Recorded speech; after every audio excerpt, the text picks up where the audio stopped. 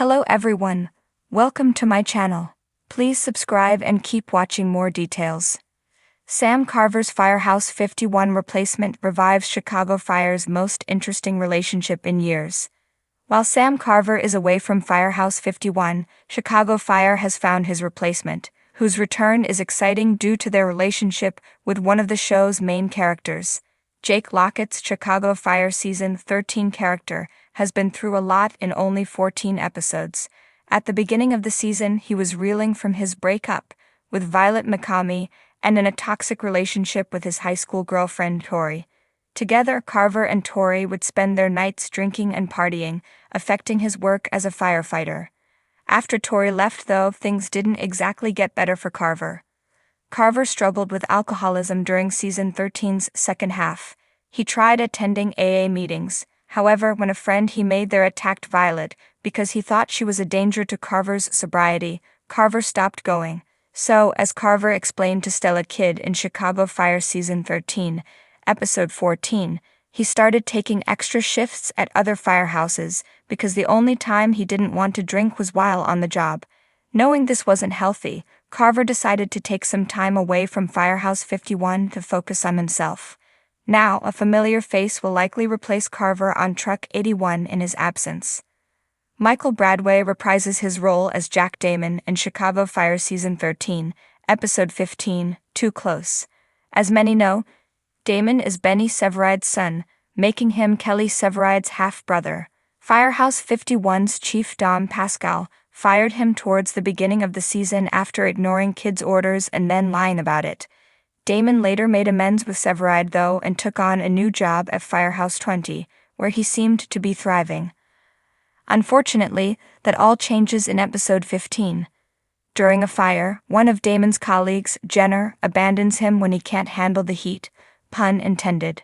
Damon eventually exposes Jenner, which doesn't do him any favors with Jenner, who previously threatened to ruin him if the truth got out, or Firehouse 20. As a result, it seems as if Damon's time at his current fire station is running out. Of course, Severide and Kidd want to help the young firefighter, which brings them to the conclusion that Damon should return to Firehouse 51 in Chicago Fire Season 13, seeing as he has grown so much since being fired. Although Chicago Fire Season 13, Episode 15 ends without any confirmation concerning Damon's future, all signs point to him replacing Carver in Firehouse 51 while he's gone. It's the only logical solution to Damon's problem and the vacancy on Truck 81. While it will be great to see Damon reunite with his former fellow firefighters, his return is also advantageous for the NBC procedural drama because Chicago Fire can finally continue developing Severide and Damon's relationship. Damon has occasionally popped up in Chicago Fire Season 13 after he was fired, sharing brief moments with his brother.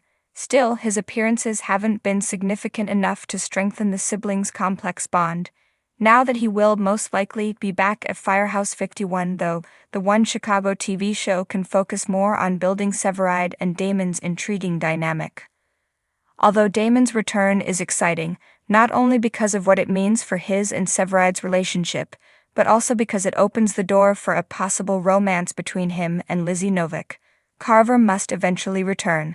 His character is too important to the plot and the team for him to quit so suddenly. It simply wouldn't make sense for Damon to be Carver's permanent Truck 81 replacement. Plus, Carver has his own Firehouse 51 romance to worry about.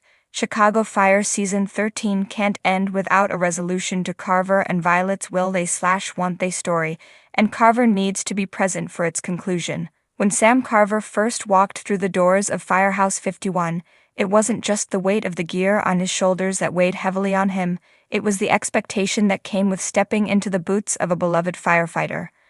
A new face in an already tight-knit family of first responders, Carver quickly realized that his presence wasn't just about filling a void left by a departed comrade, it was about fitting into a space filled with history, drama, and complicated relationships that had been years in the making. However, what Carver didn't expect was to become the catalyst for reviving one of the most complex and compelling relationships the Firehouse had seen in years, the bond between Kelly Severide and Stella Kidd. Severide, the calm and commanding lieutenant with a past full of both heroic deeds and emotional baggage, had always been a fixture of Firehouse 51. Kid, on the other hand, was a fiery, confident, and driven firefighter whose determination to prove herself sometimes led to conflict, but whose heart was always in the right place.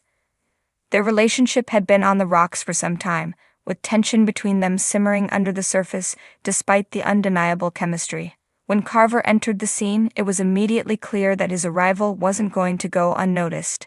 He wasn't just any firefighter, he was a force in his own right.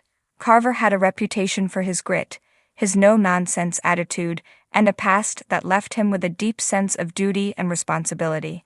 He didn't come to Chicago looking to make friends, but as a man who had seen his fair share of trauma, he understood the importance of having someone to rely on. And for Severide and Kid, that someone was each other. At first, it seemed like Carver's role in the firehouse was purely professional. His arrival sparked some curiosity, but it wasn't until a string of harrowing emergencies put him alongside Severide and Kid that the true impact of his presence started to emerge. The three firefighters worked closely together, facing life-threatening situations and saving lives. In those moments of chaos and adrenaline, it became impossible for Severide and Kid to avoid the unresolved feelings that had been brewing between them for months. Carver's calm, yet intuitive nature drew out something from both of them that they hadn't realized they were missing. Severide, always the leader, had gotten used to carrying the weight of his emotional struggles alone. But Carver, without even trying, created an atmosphere of vulnerability that allowed Severide to open up more than he had in ages.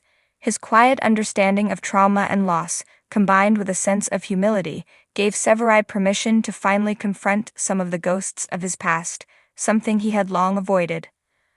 On the other side, Kid found herself looking at her relationship with Severide through a new lens. She had always been independent, but Carver's fresh perspective on teamwork and balance forced her to reconsider the walls she had built around herself. Her once unstoppable confidence was tempered by a deeper understanding of her own vulnerabilities, especially as she began to see how Carver and Severide, in their own ways, were grappling with similar internal battles. It wasn't long before Kid realized that the dynamic between the three of them was challenging, yes, but it was also offering a sense of growth that none of them had expected. As the weeks went by, Firehouse 51 became a different place entirely. The firehouse, which had been shaken by loss and change in the past seasons, seemed to find a new sense of purpose with Carver's arrival. His steady influence, combined with the rawness of Severide's and Kid's unresolved relationship, created a perfect storm of emotion and action. The firehouse crew, who had once been fragmented, began to reunite with a renewed sense of camaraderie and unity. Carver, in his own way, became the missing link at Firehouse 51 needed to heal. But the most fascinating aspect of the shift wasn't just the way Carver fit into the firehouse, it was the transformation in Severide and Kid. Slowly, they began to confront the issues that had kept them at odds for so long. Severide's reluctance to fully embrace a future with Kid was no longer about his fears alone. It was about acknowledging the emotional distance he had created between himself and the people who cared about him most. Kid, in turn, had to let go of the need to control everything around her, learning to trust in not only Severide's love, but also her own ability to let others in. Carver's presence acted as a mirror to their relationship, reflecting back the areas where they had both fallen short and where they had grown. In moments of quiet reflection, they realized that their bond was no longer defined by past mistakes or unspoken fears. Instead, it was about the shared experiences they had been through, the challenges they had faced, and the new hope that had emerged in the aftermath of those struggles. As the season progressed, Severide and Kid's relationship began to find a new rhythm. It was no longer about constantly battling against each other or pretending that the cracks weren't there. With Carver's quiet wisdom and the support of their firehouse family, they were able to rebuild what had been broken, brick by brick. The journey was far from easy, but it was real, raw, and full of the kind of depth that only comes from weathering a storm together.